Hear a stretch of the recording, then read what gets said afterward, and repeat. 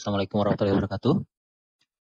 Hari ini saya akan menyampaikan materi mengenai Urban Challenge and Architectural Response di dalam konteks Indonesia. Tujuan presentasi ini untuk memberi atau meningkatkan kepahaman Anda tentang situasi dalam konteks global yang kemudian kita lihat dalam konteks lokal di Indonesia khususnya, dan kemudian kita akan melihat beberapa contoh respon arsitektur terhadap situasi-situasi tersebut. Mungkin ada beberapa hal yang akan perlu menjadi bahan pemikiran ke depan ya, khususnya bagi Anda sebagai arsitek. Ini menggambarkan apabila hari ini Titanic tenggelam, maka akan ada berbagai pendapat atau persepsi. Ada yang mungkin tidak percaya karena kering gitu ya. Ada yang berpikir lebih aman misalnya kalau ada di satu tempat, atau ada yang tidak peduli dengan orang lain misalnya. Saya kira ini hanya satu ilustrasi ya, menggambarkan bagaimana situasi ini terjadi begitu di tengah keragaman yang kita miliki sekarang ya, keragaman informasi, keragaman persepsi, dan lain-lain. Kalau kita melihat populasi, ternyata populasi atau pertumbuhan manusia itu berkembang sangat pesat. Jadi bukan hanya merata linear, tetapi eksponensial. Di sini bisa dilihat khususnya dari tahun 1950 sampai ke 2017, di mana terjadi peningkatan yang sangat drastis. Tentu ini menjadi concern kita karena memang populasi meningkat sebanding dengan fasilitas ya, kesejahteraan yang diberikan atau didapatkan oleh orang.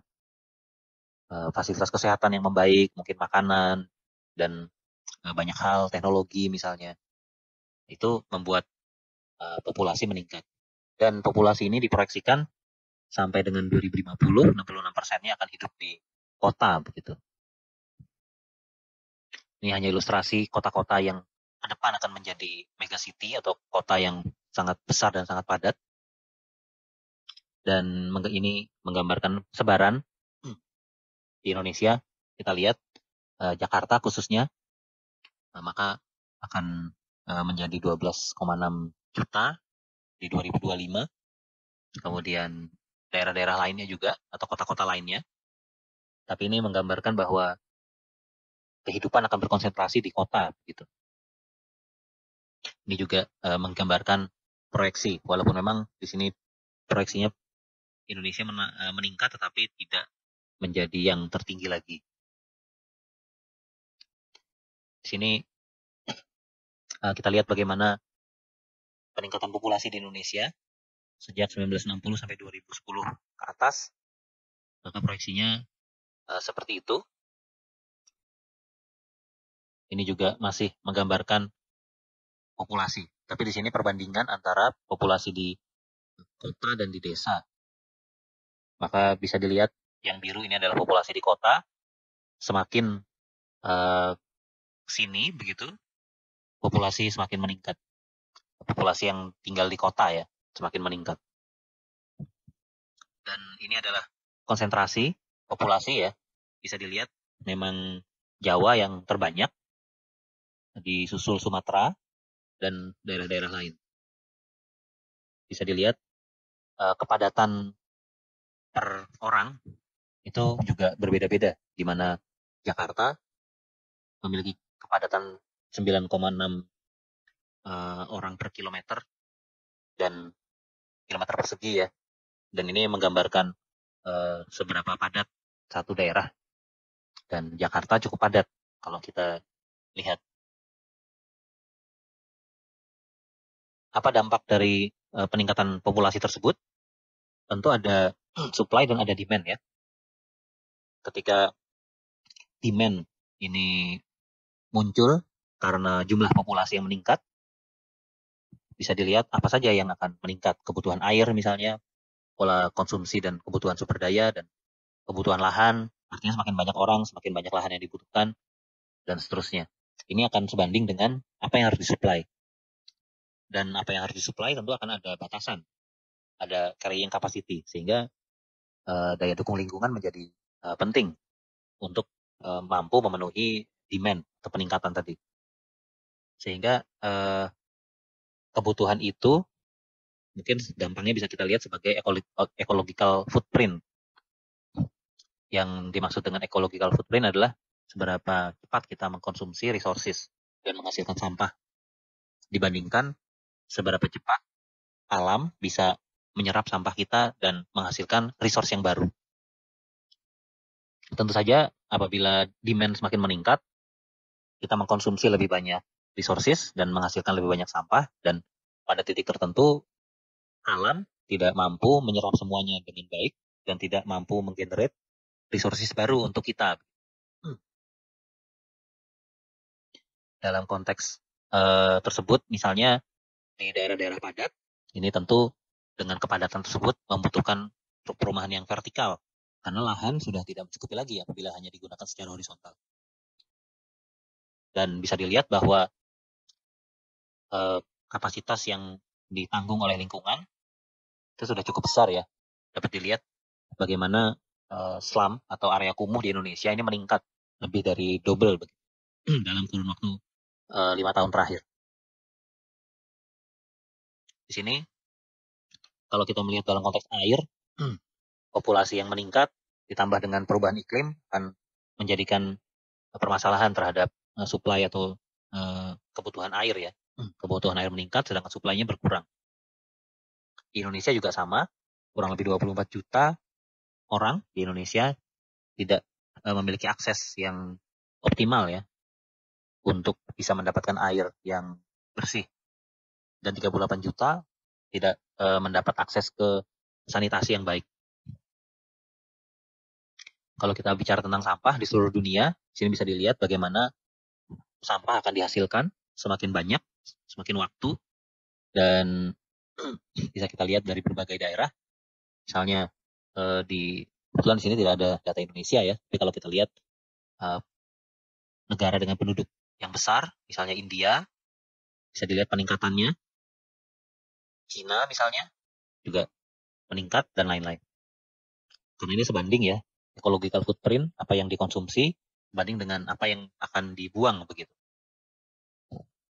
Di Indonesia sendiri, Indonesia disebut sebagai salah satu kontributor sampah plastik terbesar untuk di samudra begitu. Kemudian di Indonesia sendiri, selain sampah yang tadi terbuang sampai ke samudra, sampah-sampah ditumpuk di tempat pembuangan akhir dan kita sudah mulai kekurangan tempat. Sehingga di sini hanya 60-70% dari sampah tersebut yang bisa terambil dan dibawa ke landfill ya atau TPA ya, tempat pembuangan akhir. Sehingga kita juga melihat dampak atau kaitan antara populasi dan perubahan iklim. Di sini digambarkan peningkatan populasi dibandingkan dengan bencana alam yang terjadi, yang disebut sebagai technological disaster dan natural disaster ya. Di sini juga bisa dilihat bagaimana emisi gas CO2 begitu per ton ya di berbagai negara. Sehingga di situ bisa dilihat peningkatannya. Kalau melihat carbon level di atmosfer juga sama, terjadi peningkatan antara 1950 sampai ke 2013. Artinya pertambahan populasi didukung oleh kemajuan teknologi, kemajuan industri, tentu saja meningkatkan konsumsi ya, sehingga semuanya berakhir di peningkatan carbon level begitu. Di sini disimulasikan juga bagaimana kota-kota akan menghadapi perubahan iklim ini. Di sini bisa dilihat kaitannya dengan di negara-negara mana yang diduga akan mendapatkan efeknya begitu. Kita bisa melihat di situs Climate NASA bukti-bukti ya terjadinya climate change. Apakah itu temperatur secara global yang meningkat, kemudian es yang meleleh misalnya, kemudian bencana alam yang mungkin ekstrim, kenaikan permukaan air dan seterusnya. Ini membuktikan memang telah terjadi dampak dari perubahan iklim tersebut. Bila dikaitkan dengan energi, walaupun kita ada di situasi perubahan iklim, Indonesia sendiri sebenarnya masih sedikit atau masih di bawah negara lain suplai listrik per orang. Bisa dilihat bahwa di Indonesia hanya 210 watt per orang dibandingkan dengan standarnya 500 watt per orang. Jadi kita masih 50% lebih rendah dibandingkan Malaysia, mungkin sudah mensuplai 900 watt, mungkin di Thailand 1000 watt atau di Singapura ya 1000 watt. Dan ini menunjukkan bahwa suplainya masih kurang. Dan ini hal lain juga masih berdampak dengan populasi, sehingga kalau secara dunia memang ada bencana yang dirasakan dari banyak orang ya, poverty, kemiskinan, sehingga orang-orang tidak mendapatkan makan yang cukup, tidak mendapatkan pendidikan yang cukup, dan juga masalah sosial yang lain. Di Indonesia sendiri bisa dilihat bahwa 49% ya, ini average-nya spending kurang dari 200.000. Ini dunia ya, kurang dari 200.000 per bulan. Sehingga menunjukkan bahwa jumlah kemiskinan masih tinggi. Dan 10% masih illiterate, tidak bisa membaca ya. Hanya 1,2% yang bisa melanjutkan sampai ke universitas. Di sini kita bisa lihat juga permasalahan sosial yang paling tinggi ya. Ini adalah sampel saja dalam sebuah survei yang dilakukan, bahwa yang menjadi permasalahan, kalau kita lihat 10 besar permasalahan sosial dalam survei ini, ada kaitannya dengan hak-hak kebebasan ya, hak sipil right, stigma, kemudian hambatan pendidikan, hambatan untuk mendapatkan layanan kesehatan, hambatan yang kaitannya dengan kehidupan sehari-hari, isolasi karena geografi, kemudian hambatan terhadap kebebasan berekspresi. Ini gender ya, pembedaan gender, kemudian intimidasi, kekerasan, kemudian ekspresi-ekspresi keagamaan. Masih banyak, tapi kita lihat di 10 besar sudah seperti itu. Ini adalah masalah-masalah yang timbul di berbagai tempat gitu ya, dalam konteks sosial. Oke, tentu saja kalau kita menghilangkan separuh, apakah masalahnya selesai ya? Separuh populasi hilang ya? Belum tentu juga gitu ya. Di dalam perkembangannya, konsep sustainable development menyasar pada 3 pilar yang dirasa harus berjalan beriringan, baik yang kaitannya dengan sosial, lingkungan, dan ekonomi. Sehingga ketiga hal ini berjalan beriringan menjadi sustainable development, di mana populasi yang ada tadi masih bisa tumbuh, berkembang, di sisi lain tetap mempertahankan ecological gitu, lingkungan-lingkungan, dan hal-hal lain, resources dan lain-lain. Hal ini kemudian dirumuskan lebih lanjut dalam agenda sustainable development. Menjadi tujuan-tujuan global, ada 17 tujuan. Tidak adanya kemiskinan, tidak adanya kelaparan, kesehatan dan well-being, dan lain-lain. Di Indonesia sendiri tentu merujuk pada Sustainable Goal Development. Dalam pilar pembangunan 2045 bisa dilihat hal-hal yang ingin dicapai ya sampai dengan 2045. Kalau kita tinjau lebih lanjut lagi, mungkin dikaitkan dengan konsep sustainability dengan dunia kita ya, dunia arsitektur. Di sini ada dua kubu. Yang pertama degeneratif atau turun ya, mengurangi kualitas alam dan lingkungan, dengan regeneratif. Regeneratif artinya melebihi atau memperbaiki ya kualitas yang ada. Di sini bisa dilihat dari degeneratif, ketika dulu manusia adalah master dari alam dengan sifat eksploitatif, kemudian perlahan-lahan manusia melihat dampak dari perkembangannya di alam, sehingga muncullah gerakan-gerakan.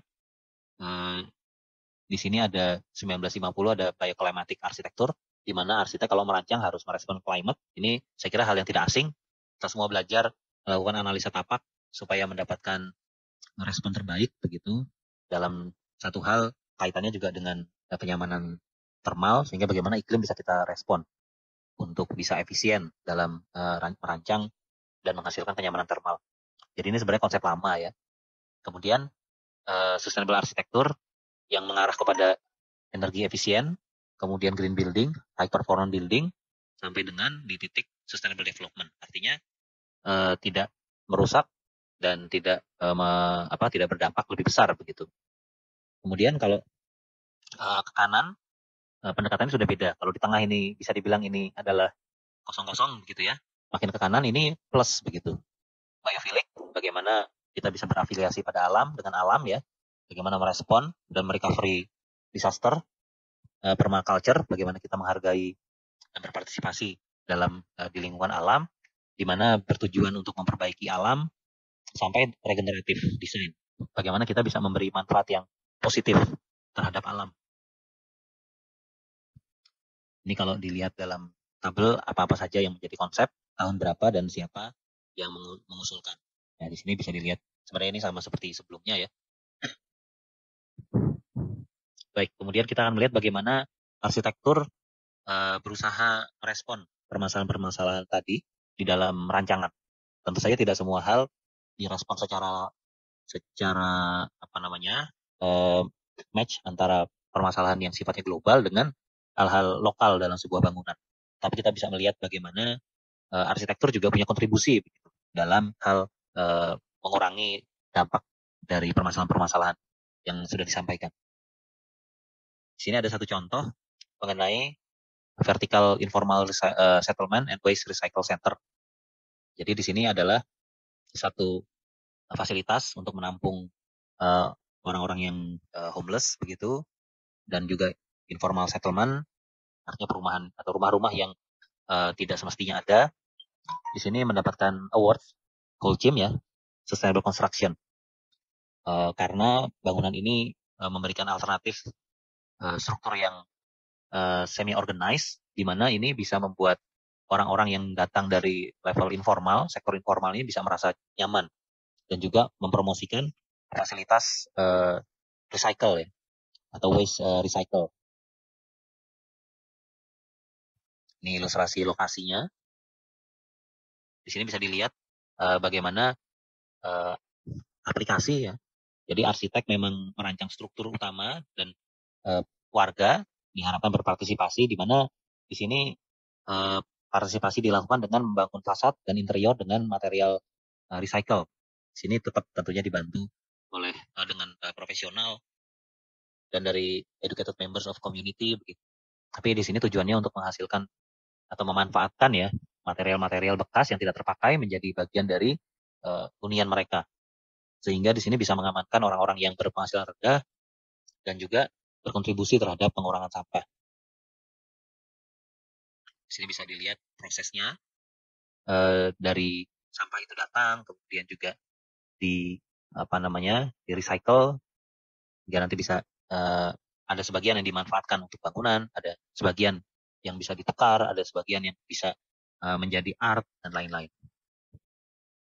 Ini kira-kira ilustrasi desainnya gitu. Ini adalah area untuk memproses sampah. Dan dalam desain secara sosial, arsitek juga mempertimbangkan bagaimana desain ini mereplika suasana kampung ya. Jadi untuk memperkuat aspek sosial, di mana kalau orang-orang yang tadi datang dari area informal ditempatkan di sesuatu yang katakanlah seperti apartemen gitu ya, atau hotel misalnya, itu tidak cocok ya secara kultural. Sehingga desainnya dibuat sedemikian rupa agar terjadi social coherence untuk area-area luar khususnya, sehingga tetap bisa mempertahankan suasana-suasana informal dan juga ekonomi informal ya. Ada yang bisa berjualan, ada yang bisa bercakap-cakap di luar dan seterusnya. Jadi masih sama atau suasananya sama. Jadi arsitek memberikan struktur yang cukup, memberikan jarak-jarak yang cukup, sehingga warga punya kesempatan untuk secara spontan bisa mendefinisikan sendiri fasad depannya seperti apa bentuknya, kemudian bagaimana memanfaatkan area di depan rumah dan lain-lain. Dan komunitas juga aktif sehingga bisa mewujudkan satu lingkungan yang nyaman bagi semua. Ini beberapa ilustrasi ketika ada yang bisa tinggal atau memanfaatkan area di bawah struktur, kemudian memanfaatkan area di atas misalnya. Dan karena berkaitan juga dengan sungai, harapannya dengan di sini dengan adanya fasilitas ini, warga juga bisa terlibat untuk memperbaiki atau menjernihkan, membersihkan sungai. Contoh lain masih sama ya di seputar kampung vertikal. Ini adalah bagian dari satu program masterclass dalam konteks merancang kampung. Di sini yang penting adalah memahami pola-pola yang sudah ada, bagaimana komunitas terkoneksi, terhubung, bagaimana utilitas tersedia, dan bagaimana tentunya secara sosiospasial warga memanfaatkan areanya. Sehingga perencana tidak dalam konteks memberikan sesuatu yang sangat baru dan berbeda, tetapi terlebih dahulu memahami bagaimana suasana itu terbentuk gitu dalam konteks kampung. Karena orang-orang kampung cenderung untuk berimprovisasi, mampu membuat berbagai objek untuk memenuhi kebutuhan mereka atau memanfaatkan apa yang sudah ada di luar dari tujuan awal dari objek tersebut.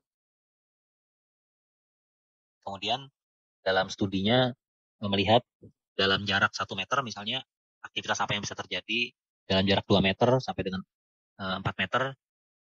Ini adalah studi untuk memahami lebih lanjut bagaimana lingkungan dalam konteks ini bisa terwujud dengan nyaman, khususnya untuk psikologis dan sosial bagi orang-orang yang ada di sana.